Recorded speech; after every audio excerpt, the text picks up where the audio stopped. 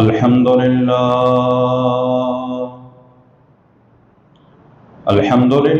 नहमदुहु व नस्तईनुहु व नस्तगफिरुहु व नु'मिनु बिही व नतवक्कलु अलैहि व नऊज़ु बिल्लाहि मिन शुरूरि अनफुसिना व मिन सय्यिआति अअमालिना मन यहदिहिल्लाहु फला मुदिल्ल लहु व मन युद्लिलहु फला हादिय लहु ونشهد أن لا إله إلا الله وحده لا شريك له ونشهد أن سيدنا ومولانا محمدا عبده ورسوله أما بعد فأعوذ بالله من الشيطان الرجيم بسم الله الرحمن الرحيم لقد رضي الله عن المؤمنين إذ يبايعونك تحت الشجرة فعلم ما في قلوبهم فأنزل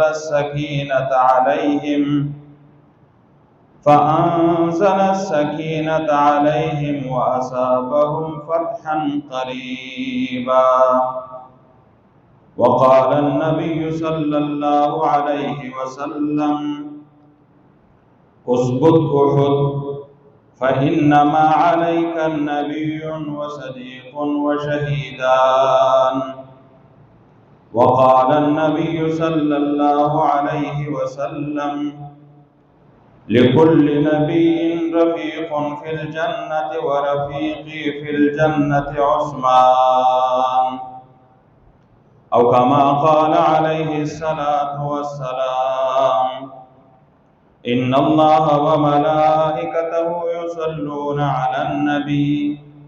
يا أيها الذين آمنوا صلوا عليه وسلموا تسليما اللهم صل على محمد وعلى آل محمد كما صليت على إبراهيم وعلى آل إبراهيم إنك حميد مجيد اللهم بارك على محمد وعلى آل محمد كما باركت على إبراهيم وعلى آل إبراهيم إنك حميد مجيد محترم ورونو نن اتلسم تاریخ دی ذوالحجې ده اتلسم تاریخ دی ذوالحجې دا هغه ورځ ده چې د حضرت عثمان رضی الله تعالی عنه شهادت په دغه ورځ باندې شوی. حضرت عثمان رضی الله تعالی عنه د غدریم نمبر مرګره د نبی علیه الصلاۃ والسلام ده او دریم خلیفہ د نبی علیه الصلاۃ والسلام نو ورسته او په ټولو صحابو کې دریم نمبر دی فضیلت او الخاون حضرت عثمان رضی الله تعالی عنه. الله رب العزت حضرت عثمان رضی الله تعالی عنه ته ډیر فضیلت ورکړی. د نبی علیه الصلاۃ والسلام چې څومره صحابه دي هغه ټول صحابه دي فضیلت خاوندان دي، خو لیکن په دغه صحابو کې بیا د بعضې صحابو درجه د نورو صحابو نه بلند ده. په ټولو صحابو کې چې بهترین صحابي د حضرت ابوبکر رضی الله تعالی عنه، دوم نمبر حضرت عمر رضی الله تعالی عنه ده او دریم نمبر حضرت عثمان رضی الله تعالی عنه. لیکن حضرت عثمان رضی الله تعالی عنه ته په بعضی دسی جیانو کې په بعضی دسی اشیاءو کې فضیلت ملاو دا چې هغه د حضرت ابوبکر رضی الله تعالی عنه او د حضرت عمر رضی الله تعالی عنه ته فضیلت حاصل نه ده. دې ته جزوی فضیلت وایي. یو صفت چې هغه صفت په نورو صحابو کې موجود نه ده، په بل صحابي کې به موجود. حضرت عثمان رضی الله تعالی عنه یو څو خصوصیات تر نورو صحابو نه لرل. خو یو کې یو خصوصیت دی حضرت عثمان او یو فضیلت دی حضرت عثمان رضی الله تعالی عنہ دا ده چې د مځکې په سر باندې 1,40,000 کم او بیش پیغمبران راغلي. دغه پیغمبرانو باندې چې کوم وخت کې پیغمبران موجود ول او هغه خلکو ایمان راوړی دغه دیغه پیغمبر صحابه بلل کیږي او دغه صحابه او د خپل پیغمبرانو کوم هغه صحابه چې ول په یو کې یو هم د صحابي نه دراغلی چې دی یو پیغمبر د دوه لورانو سره دی یو صحابي وعده کړی واحد دې د غمزه کې بسر باندې حضرت عثمان رضی الله تعالی عنہ چې د نبی علیہ الصلوۃ والسلام د دوه لورانو سره یکه بعد دیگر دیوین ورست بلی سره د نبی علیہ الصلوۃ والسلام د لورانو سره حضرت عثمان رضی الله تعالی عنہ وعده سوی دغه فضیلت الله رب العزت حضرت عثمان رضی الله تعالی عنہ تور کړی ده. بل فضیلت دی حضرت عثمان رضی الله تعالی عنہ دا د حضرت عثمان رضی الله تعالی عنہ نبی علیہ الصلوۃ والسلام فرمای سید ابراهیم علیہ الصلوۃ والسلام سنت ژوندۍ کړی. ابراهیم علیہ الصلوۃ والسلام سره د خپل بیبي دوه واره هجرت وکړ. حضرت عثمان رضی الله تعالی عنہ دوه واره هجرت کړی. کله چې په مکه مکرمه کې مشرکان او مسلمانان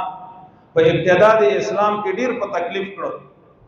نو نبی علیہ الصلوۃ والسلام صحابه ته حکم وکړ چې تاسو حبشې ته ولاړ شئ.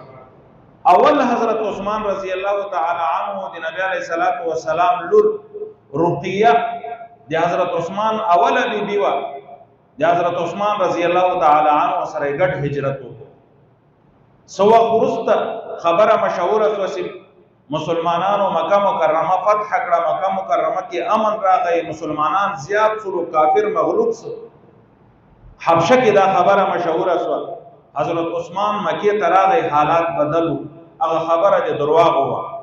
سو خرست بیا عثمان رضی الله تعالی عنہ او د نور صحابه مبارک نبی علیہ الصلوۃ والسلام فرمایل چې مدینه منوره ته هجرت وکړي. بیا حضرت عثمان رضی الله تعالی عنہ هجرت مدینه منوره ته. نو حضرت عثمان رضی الله تعالی عنہ یو لقب ذنورین مرتبه کیږي، یعنی دو لوران د نبی علیہ الصلوۃ والسلام د په نکاح کې راغلي او ذل هجرتین مرتبه کیږي. دوه واره د هجرت کړی، یو ری حبشې ته ولاړ، بیا د حبشې نه واپس مکه مکرمه ته راغی، بیا د مکه مکرمه نه بیا مدینه منوره ته د هجرت وکړ. الله رب العزت عثمان رضی الله تعالی عنہ ته ډیر فضیلت ورکړی ده. نبی علیہ الصلوۃ والسلام فرمای یو ورځ نبی علیہ الصلوۃ والسلام په احد په غره باندې ولاړو. نبی علیہ الصلوۃ والسلام سره درې صحابه موجود، درې یاران موجود دي، ابو بکر او عمر او عثمان رضی الله تعالی عنهم. دا درې سره صحابه د نبی علیہ الصلوۃ والسلام سره موجود دي. احد غر باندې جټکا رااله، احد غر په شوریداس نبی علیہ الصلوۃ والسلام په زور باندې قدم په وای اثبت احد ودرز احد غره وتا باندې یو نبی موجود ده، یو صدیق موجود ده، و شهیدان او دو هغه کسان در باندې موجود دي چې هغه تبع الله رب العزت شهادت ورکړي. د شهادت په نعمت باندې به سرفراز کوي. نبی علیہ الصلوۃ والسلام د شهادت نمخ کی پیشنگوئی ورکړي و چې الله رب العزت په حضرت عثمان رضی الله تعالی عنہ د شهادت والمرګ ورکړي. بل حدیث کې نبی علیہ الصلوۃ والسلام فرمای لکل نبی رفیق، د هر پیغمبر په جنت کې یو مرګری، یو دوست بھی، یو گواډی بھی، او دما په جنت کې گواډی او دوست حضرت عثمان رضی الله تعالی عنہ. یو مخلص، یو قریبی دوست به هر پیغمبر سره په جنت کې موجود دی او دما قریبی دوست او جګری دوست سره دما به حضرت عثمان رضی الله تعالی عنہ. بل حدیث کې نبی علیہ الصلوۃ والسلام فرمای ابو موسی اشعری رضی الله تعالی عنہ فرمای نبی علیہ الصلوۃ والسلام یو ورځ په باغ کې ناس کوی ته یې خيور غزولې دي، کوی په غاړه ناس ده. ما ته وویل چې د باغ په دروازه کې نه څوک را پرېږدم. ابو موسی اشعری رضی الله تعالی عنہ فرمای لیک سات ورسته دروازه چا وډبوله. ما پوښتنه ورنه وکړه چې څوک आवाज وسه چې زه ابو بکر رضی الله تعالی عنہ یم. نبی علیہ الصلوۃ والسلام نے اجازه وغوښتله چې ابوبکر رضی الله تعالی عنہ په دروازه باندې موجود د اجازه ورکم کنه. نبی علیہ الصلوۃ والسلام یې راتو فرمایل چې ورسه اجازه ورکا او دا غزیر ورکای وبشره بالجنه دته د جنت زیره ورکا چې کله داخل سي دته د جنت زیره ورکا چې الله رب العزت پتا ته جنت درکای. ابوبکر رضی الله تعالی عنہ راغی د نبی علیہ الصلوۃ والسلام سره پخې څنګه باندې د کوی په غاړه کې نستو یو کې کوی ته وغځولې. یو سات وروسته بیا دروازه وډبېده چې ګورم حضرت عمر رضی الله تعالی عنہ په دروازه ولاړ ده. بیا مې د نبی علیہ الصلوۃ والسلام نه اجازه وغوښته چې عمر رضی الله تعالی عنہ په دروازه کې ولاړ ده، اجازه غواړي، اجازه ورکم. نبی علیہ الصلوۃ والسلام بیا ورته فرمایل اجازه ورکا او د جنت خوشخبری مو ورکا چې الله رب العزت پتا جنت ته داخلي. ابوبکر عمر رضی الله تعالی عنہ راغی د نبی علیہ الصلوۃ والسلام په چپ سن باندې کېناستوي او کوی ته یې پیور وغځولې. دریم ور بیا دروازه ډبیږي چې ګوري عثمان رضی الله تعالی عنہ په د باغ په دروازه باندې موجود د اجازه غواړي. نبی علیہ الصلوۃ والسلام حضرت ابو موسی اشعری رضی الله تعالی عنہ ته فرمایل چې ورسه حضرت عثمان رضی الله تعالی عنہ ته اجازه ورکا او د جنت زیریم ورکا او یو خبره ورته وکا چې تا باندې یو لوی مصیبت راتلون کیدا سره د خوشخبری دغه خبر ورکا چې پتا باندې ډیر لوی مصیبت راتلون کیدا. حضرت عثمان رضی الله تعالی عنہ ته نبی علیہ الصلوۃ والسلام دلتم د خوشخبری زیره ورک او عشره مبشره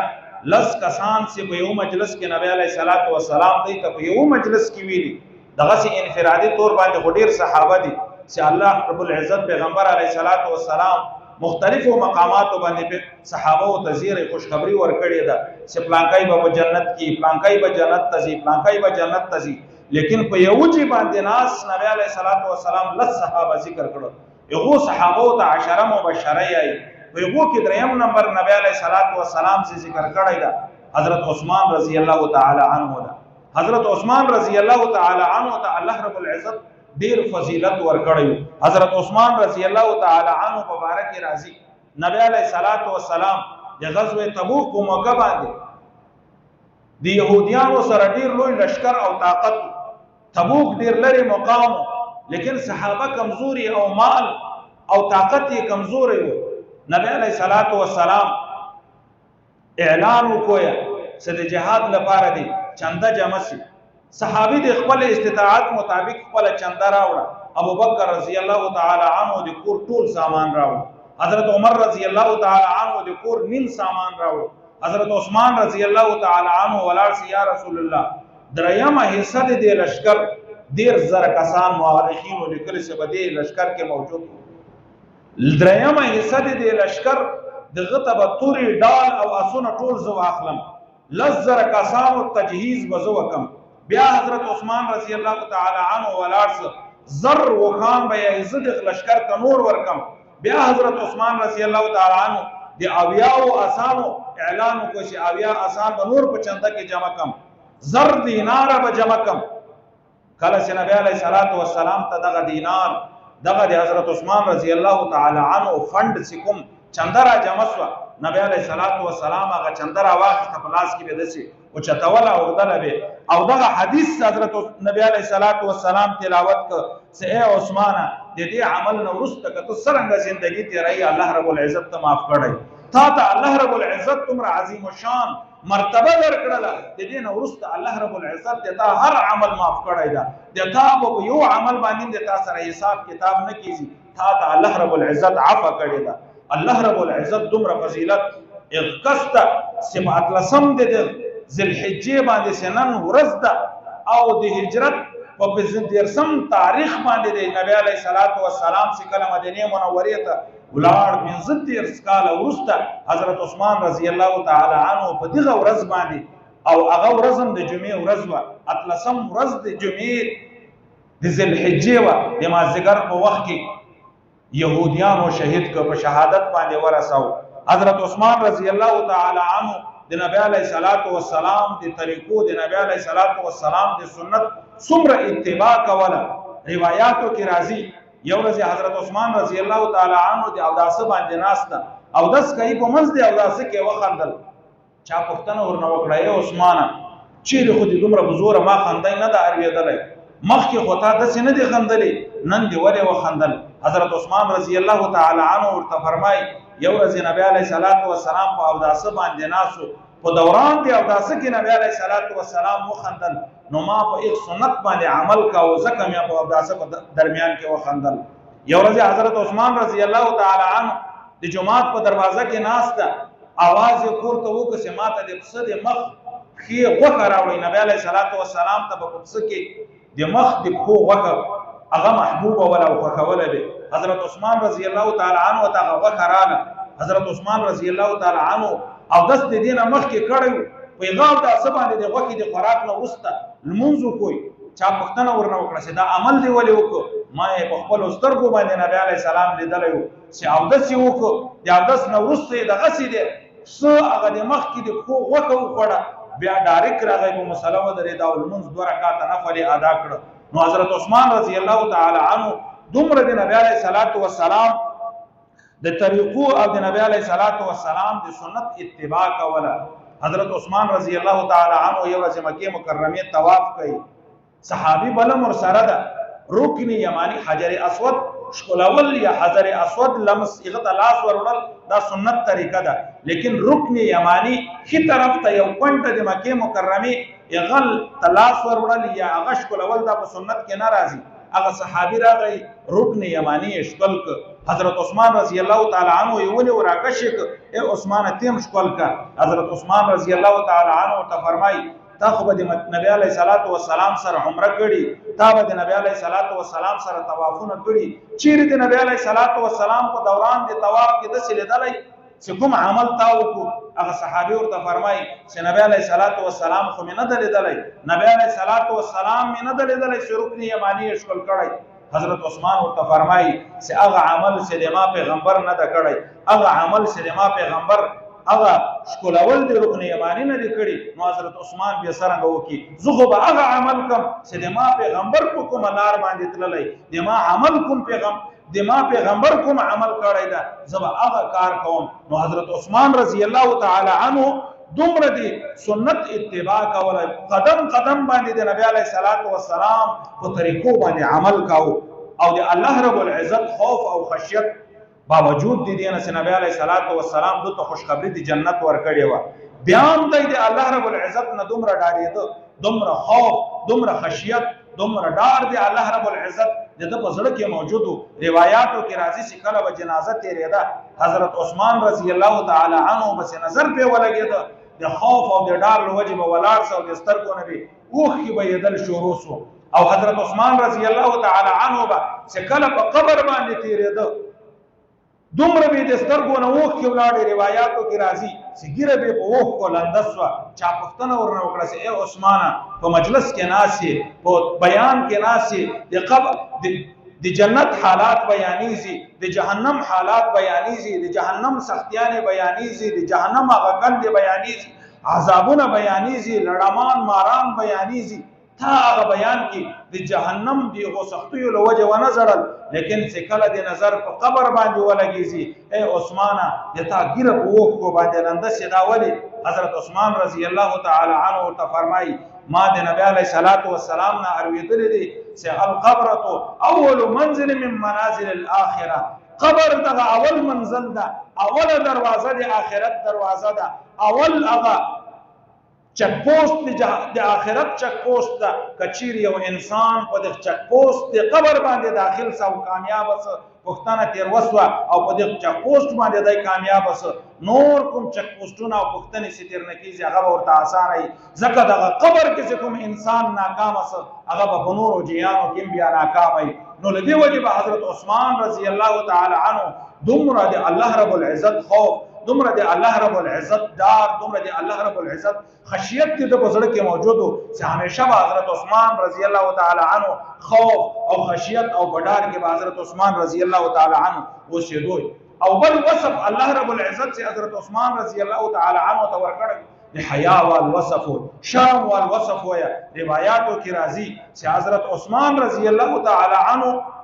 4 کاله په عمر کې د ایمان راوړی. کله چې 4 کال د ده عمر راغی د ایمان راوړ ابتدا د اسلام او نبی علیہ الصلوۃ والسلام سلوختم کال باندې د نبوت اعلان وکویا ابو بکر رضی الله تعالی عنہ دته دعوت ورکو مرګره و دی ابو بکر رضی الله تعالی عنہ نو د نبی علیہ الصلوۃ والسلام مجلس تراغی ایمان راوړ سلور د اسکال عمر په وخت ایمان راوړلو کې د حضرت عثمان رضی الله تعالی عنہ عمر سلور د اسکارو په دغه جاهلیت په دور کې د اسلام نه بغیر څومره ژوندۍ سي حضرت عثمان کې راکړی دا شراب نه دي چې کړي بے حیائی زنا بدکاری نه کړي حالانکه مکه مکرمه کې دغه شراب چکل زنا بدکاری غلا حرام خوري دا عاملو فخر باغ خلقو غاڼه لیکن حضرت عثمان رضی الله تعالی عنہ د قوم د خاندان سره د تعلق ویا صدقه ډیر عزتدار خاندانو ډیر باوقار ډیر د عزت لرونکو خاندانو د جاهلیت په دور کې حضرت عثمان رضی الله تعالی عنہ با حیا حضرت عائشہ رضی الله تعالی عنها فرمای نبی علیہ الصلوۃ والسلام یو ورځ د کور کې ناسو حضرت ابو بکر رضی الله تعالی عنہ راغی داخل سه حضرت ابو بکر رضی الله تعالی عنہ سے داخل سه نبی علیہ الصلوۃ والسلام هغه سي ناسو چې په کومه طریقه مخ کې ناسو ورسته حضرت عمر رضی الله تعالی عنہ داخلي سي نبی علیہ الصلوۃ والسلام نه خورید لیکن سکل حضرت عثمان رضی الله تعالی عنہ आवाज نبی علیہ الصلوۃ والسلام راجکس او خپل هغه صادر برابر کزانه پټک حضرت عائشہ رضی الله تعالی عنہ فرمای کله سے خلق لاړ پختنه مې ورناو کړه اے یا رسول الله ابو بکر رضی الله تعالی عنہ راغی اهمیت دومره ورنک حضرت عمر رضی الله تعالی عنہ راغی دومره اهمیت ورنک لیکن د عثمان आवाज سے در باندې ولګید دومره اهمیت ورک سم کې نستل صادر دی برابر ک حضرت عائشہ رضی الله تعالی عنہ فرمای نبی علیہ الصلوۃ والسلام فرمایل اے عائشہ ولذ حضرت عثمان نے حیا ونکم سب آسمانوں کے فرشتے دے حضرت عثمان رضی اللہ تعالی عنہ نے حیا کی نو فرشتے سے دے اللہ رب العزت فرشتے اغا معصوم مخلوق دے اللہ رب العزت حضرت عثمان رضی اللہ تعالی عنہ نے حیا کی نو پیغمبر علیہ الصلوۃ والسلام ولید حضرت عثمان رضی اللہ تعالی عنہ نے حیا کی دومره پاک دامنه دومره با حیا سے نبی علیہ الصلوۃ والسلام فرمایلی دي د حیا په باره کې نبی علیہ الصلوۃ والسلام گواہی ورکړی دا چې حیا او پاک دامنه انسان سیدا هغه حضرت عثمان رضی الله تعالی عنہ دا او د صحابت په باره کې حضرت عثمان رضی الله تعالی عنہ مشهور دا حضرت عثمان رضی الله تعالی عنہ خاندانی مالدار د سينو سیدای د اسلام په اخیری په وخت کې د مالدار سو خاندانی د لوی تاجر او د شام او د لوی علاقو تجارت ودکاو حضرت عثمان رضی الله تعالی عنہ په صحاوت کې مشهور وو لکه مخ کې په ابتدا کې ما یو واقعیا د غزوه تبوک تاسو تاغه دروازه ولا حضرت عثمان رضی الله تعالی عنہ د مکه مکرمه د مدینه منوره د ټول صحابه او چنده یو طرف ته د حضرت عثمان چنده بل طرف ته د حضرت عثمان رضی الله تعالی عنہ هغه فند هغه چنده د حضرت عثمان رضی الله تعالی عنہ تر ټولو زیاته ولا کله چې مدینه منوره ته نبی علیہ الصلوۃ والسلام هجرت وکړو مدینه منوره کې یو کوی بیر رومه ورته ویل کیږي چې دغه ابو خلیر خوږی وي نور چې څومره کوی وو دیغه ابو ترخی یاد شي انسان ته تکلیف رساو انسان به بیمار کېده بیر رومه دا یو يهودي په قبضه کې وای يهودي با چې کله به خلک ورته ټیکس به تیر اخیستوي دی وی بوکي به دومره پیسې را جمع کوي هغه پیسې ډېرې زیاتې وي د مسلمانانو سره آمدن نو د مسلمانانو سره پیسې نه وي فقرا او مساکین بل هجرت نه وای کړی نو حضرت عثمان رضی الله تعالی عنہ هغه ته ډېر قیمت ورک روایتو کې راځي 2000 دینار ورکړل دغه يهودي 2000 دینار د حضرت عثمان رضی الله تعالی عنہ چې واخیست یو ورځ به دغه کوی دی مای یو ورځ به تاو به تیر ډکیږي یو ورځ به ذکر یا اخلم یو ورځ به دې کوی کرایه ته اخلي نیم په نیم به دغه کوی دی ماو د تا تقسیمی کله چې حضرت عثمان رضی الله تعالی عنہ په دومره لوی قیمت هغه يهودي ته ورک يهودي دی حضرت عثمان رضی الله تعالی عنہ چې 2000 بعضی روایتو کې راځي 10000 دینار مطالبه تیر وکړه لدی وجه دومره زیاته مطالبه وکړه چې عثمان لدی خبرې پکاسه لما چې دغه کوی وانخلي باوجود د دې نه چې دومره زیاتې پیسې يهودي وغوښتي حضرت عثمان فورا ورکړي او دا اعلان په مدینه منوره کې وکړو چې په دما په ورځ باندې چې کوم ورځ دما دی وګور راځي ما ټول مدینه ته اجازه ده مفت فی سبیل الله د غوبه حاصلوي يهودي پریشان سره کوم ورځ چې به يهودي راتله خلک به نه ورتله، یهودي به هغه ورځ خالي ناست و. حضرت عثمان په ورځ باندې به خلکو د 2 ورځو اوبه ووړي. یهودي پریشانه سه، په 8000 درهمه باندې بیا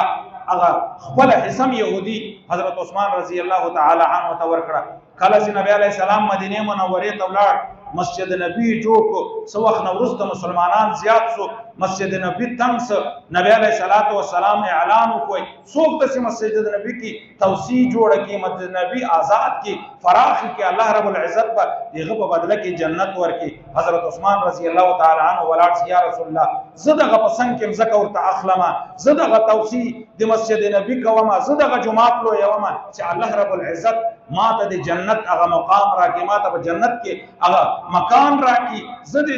دنیا د مکان او د مځکې په بدله کې زه د الله رب العزت نه جنت اخلم. نو حضرت عثمان رضی الله تعالی عنه په جنت کې هغه توسیع وکړله. بل کله چې ابوبکر رضی الله تعالی عنه دور راغی، کاتسالی راغله، خلک ډیر پریشان شول، غربت ده، فقیری ده، کاتسالی ده، بارانونه نه کیږي. حضرت عثمان رضی الله تعالی عنه د شام نه اوخان په تجارت په سامان باندې رابار کړی دي. کله چې راورسېدل زر تقریبا زر اوخان حضرت عثمان رضی الله تعالی عنه رابار کړي، او کله چې مدینه منورې ته راغی خلک ورته یې دا سودا به ما خرڅه کړه، زه به دومره ګټه درکم. بل سړی ورته راځي تاجر، زه به دومره ګټه درکم. بولې د حضرت عثمان رضی الله تعالی عنه د قافلې لګیږي. حضرت عثمان ورته یې ما دغه قافله ډیره ګرانه خرڅه کړې، ما دغه خپل د تجارت سامان ډیر ګران خرڅ کړی، تاسې د بل نسی پرې کولای. چې سبا خبرېده حضرت عثمان رضی الله تعالی عنه ټول د الله رب العزت په لار کې صدقه کړی، ټول د مدینه منورې په فقراء او مساکینو هغه خلک چې د کاتسالي له وجې په تکلیف کې گرفتار وو، ټول هغه مال چې د تجارت وال څومره سامانو د حضرت ابوبکر رضی الله تعالی عنه په دور کې کومه کاتسالي راغلی وه، حضرت عثمان رضی الله تعالی عنه هغه مال ټول صدقه کا خلکو ته ویل چې ما د الله رب العزت سره سودا وکړه. الله رب العزت د ما 1 درهم، قرآن مجید کې الله رب العزت فرمایي چې یو نیکي به زه په لس باندې درته بدلوم، نو 1 درهم الله رب العزت ما ته په لس چنده باندې بدل کړ. نو ما ته د دنیا د ګټې نه د آخرت والا ګټه دغه بهترینه ده او ډیره زیاته ده. حضرت عثمان کې الله رب العزت د سخاوت والا یو لو ماده یې کول. لیکن کله چې 15 کال د نبی علیه الصلاۃ والسلام د هجرت وسو، حضرت عثمان رضی الله تعالی عنه په دې وخت کې 12 کال د خلافت سلو. حضرت عثمان رضی الله تعالی عنه 12 کال خلیفہ پاتې شوی دا، 12 کال د حکومت تیر شوی. مدینه منوره کې يهوديانو اختلاف دی، حضرت عثمان رضی الله تعالی عنه سره وکړ. خلق مسلمانان اکثر تللی حج ته مکه مکرمه ته، عثمان رضی الله تعالی عنه په مدینه منوره کې ده. سبایان راله، حضرت عثمان رضی الله تعالی عنه نه د استعفا مطالبه وکړه، خلافت ته استعفا ورکا، د خلافت دغه قرطه دغه جامع وباسه، خلافت پرېږده، د دې جن ولاړسه. حضرت عثمان رضی الله تعالی عنه ته نبی علیه السلام فرمایلو چې په تا باندې به داسې وخت راسي خلک به د تا د خلافت هغه قرطه، د تا د خلافت هغه جامع له تا نه باسي، عثمان سي ونه باسي، ته په حق باندې هغه خلک په ناحقه باندې دي. حضرت عثمان وویل چې ما د نبی علیه الصلاۃ والسلام د خولې نه اورېدلي دغه خلافت پرېښولو ول زه نه یم. خلک د حضرت عثمان تر کور را چاپېره سو، 40 ورځې حضرت عثمان رضی الله تعالی عنه په خپل کور کې محاصره، د غنم یوه دانه پیبنده، اوبو ته به چې څوک توی راوړه به هغه انسان به منې کاوه. د حضرت عثمان رضی الله تعالی عنه بیبي 40مه ورځ باندې له کور نه وځي خپل ځای، خوا زمانه کې خو به ځي و، د سرمنې نه جوړ شوي هغه اوبه به کې راوړي، یا زه چې کله له کور نه بار ووتم اوبو مې راوړلې. کله چې دغه خلکو ته راورسېدم د حضرت عثمان رضی الله تعالی عنه کوم دشمنان چې هغه خنجر باندې د ما نه ځای ووهل، ټوټه ټوټه یې کړه، اوبه یې رانه تو کړې. عثمان رضی الله تعالی عنه ته رالم، ورته فرمایي چې ما خو ډېر کوشش وکړ چې اوبه راوړم. حضرت عثمان ورته فرمایي بیبي خفه کې زما، ته چې کله ولاړې د قرآن مجید تلاوت مې کاوه، نبی علیه الصلاۃ والسلام لیک خوب را باندې غالب سر مې ولګاو، نبی علیه الصلاۃ والسلام مې په خوب ولید او حضرت نبی علیه الصلاۃ والسلام ما ته فرمایلی عثمان خفه کې زما، نن به ما سره روزه د تا روزه ماتئ. حضرت عثمان رضی الله تعالی عنه په دغه حضرت علامه ابن حجر عسقلانی رحمه الله په طبقات ابن سعد کې قسم خوړلی ده چې په دغو 40 ورځو کې حضرت عثمان یو ساس کوي بل دي چخلې دغه څلوېښت ورځې حضرت عثمان رضی الله تعالی عنه مسلسل روزه نیوله، روزه به سوړ نیوله، نیت به د روزي وکړ چې کله به د روزه ماتې وخت راغی خو نیت باندې به یې مات کړ، د خوراک او د څښاک شی په کور کې موجود نه ده. باوجود د دې نه چې عثمان رضی الله تعالی عنه په دغو خلکو باندې دومره احسانات کړي، یو ورځ د خپل مکان چت ته خیزي او دغو خلکو ته خطاب کې ای خلکو ولې تاسې ما قتل کوئ؟ یو انسان چې څوک قتل کوي په هغه کې یو څو علامې چې موجودې دي، دغه انسان قتل روا ده. هغه انسان قتل روا ده چې هغه د اسلام نه مرتد شي، دغه قتل روا ده د مسلمانو لپاره. هغه انسان قتل روا ده چې هغه انسان بل مسلمان قصدن قتل کی او بل مسلمان جرم کړی نه دی قتل کی، دغه مسلمان قتل کول قصاصا روا دي. دغه مسلمان قتل روا ده چې هغه واده کړی او د زنا وکي، دغه مسلمان قتل روا ده. د دغه نه ما سوا د بل انسان قتل روا نه ده او په دغه کې یو جرم ور کړی نه ده، بیا تاسو د ما په قتل کې ولې لګېدلی یاستئ؟ زه خو هغه انسان یم چې مدینه منورې ته تاسو رالاستئ، مدینه منوره کې خوږې اوبه موجودې نه وې، ما تاسو ته بیرې رومه واخیسته، مدینې منورې ته رالاستئ، مسجد نبوي تنګ ویه، مسجد نبوي ته ما مکان واخیستو یا تاسو چې کله غزوه تبوک کې مسلمانان کمزوري وو، تر ټولو نه زیاته چنده ما نبی علیه الصلاۃ والسلام ته ورکړې ده. ما خو همیشه د اسلام د سرفروشي لپاره، د اسلام د سربلندي لپاره، د انسانیت خدمت کړی ده، بیا ولې تاسې ما ته دغه تکلیف رسوئ؟ لیکن هغه بدبخت قوم سبایان یهودیان د نبی علیه الصلاۃ والسلام په دغو خبرو باندې ایمان وای، باوجود د دې نه چې عثمان رضی الله تعالی عنه به کومه خبره ورته وکړه چې ما په دغه بیر رومه درته اخیستی، هغه ورته ویل بالکل تا اخیستی ده، مسجد نبی ما درته جوړ کړی ده، بالکل تا جوړ کړی ده، ما غزوه تبوک ته دومره چنده ورکړې ده، هغه ورته ویل بالکل تا ورکړې ده، ما د تاسې دومره خدمتونه کړي دي، هغه ورته ویل بالکل تا د موږ خدمتونه کړي، تا د نبی علیه الصلاۃ والسلام دوه لورانې په نکاح کې راوړي دي، دوه لورانې نبی علیه الصلاۃ والسلام تا ته درکړي دي. باوجود د دې نه الله رب العزت کې هغو په زړه کې سختي اچولې وه. حضرت عثمان رضی الله تعالی عنه باندې څلوېښتمه ورځ چې اتلسم د ذوالحجې نن ورځ د جمعې وه، حضرت عثمان رضی الله تعالی عنه باندې حمله وکړه او حضرت عثمان رضی الله تعالی عنه په دې وخت باندې قرآن مجید باندې ناست او تلاوت یې کاوه او حضرت عثمان رضی الله تعالی عنه یې په سر باندې ووایي او په شهادت یې ورساو. حضرت عثمان دغه آیت تلاوت کاو او اول قطره دی ویني د قرآن مجید په دغه آیت ولګېده فسيكفيكهم الله وهو السميع العليم، او الله رب العزت هغه د شهادت په لوړو درجو باندې حضرت عثمان رضی الله تعالی عنه سرفراز کو. دا د حضرت عثمان رضی الله تعالی عنه زندگی و. نبی علیہ الصلوۃ والسلام دو لورانې ورکړي، یو لور کله چې نبی علیہ الصلوۃ والسلام رقیه ورکړي او نبی علیہ الصلوۃ والسلام چې کله هجرت وکړ دوم کال د هجرت او سے بدر ته نبی علیہ الصلوۃ والسلام لا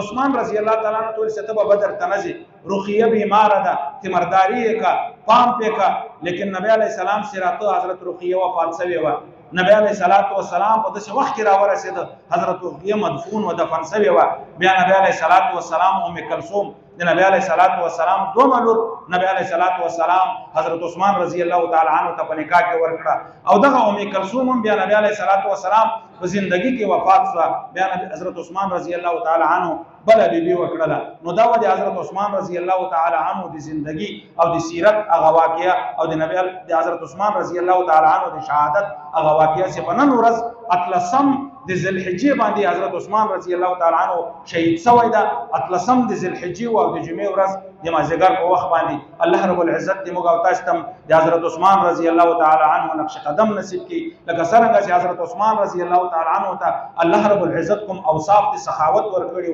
کوم اوصاف د اتباع د سنت ورکړي، کوم اوصاف الله رب العزت په حق باندې قائم کېدو ورکړي، ول باوجود دې نه چې عثمان رضی الله تعالی عنہ ته معلومات او سما د خلق قتل کوي. حضرت علی رضی الله تعالی عنہ ورته راغی، اے عثمان اجازه وکړه د خلکو سره جهاد شروع کو، جنگ وکړو.